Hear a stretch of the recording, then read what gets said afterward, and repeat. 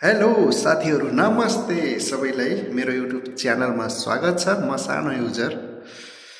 सक्नुहुन्छ भने साथ सपोर्ट गरिदिनु होला। मेरो च्यानल हेर्नु भएको छैन भने लाइक सब्सक्राइब गर्नु होला है। आज एउटा छोटो कुरा गरौँ भनेर नेपाली फिल्मको बारेमा। भर्खरै मात्र बजारमा टिजर रिलिज भएको छ 2 घण्टा पहिला। कोले हेर्नुभयो?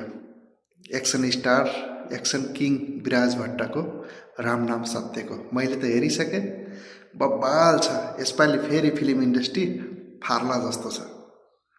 के गर्नु, म परदेशमा छु। नेपालमा भएको भए त म हेरिहाल्थेँ, तर पनि एकचोटि हेरेरै छोड्छु यो मुभी चाहिँ। म चाहिँ विराज भट्टको एकदम ठुलो फ्यान हो क्या।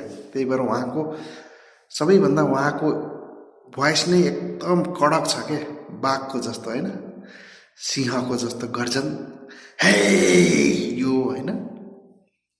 मैले त हेरिसकेँ। उहाँको रामनाम सत्यको ट्रेलर हेरेर एकदम एक्साइटेड भएको छु। तपाईँहरूले पनि नहेरेको भए हेर्नुहोस् है।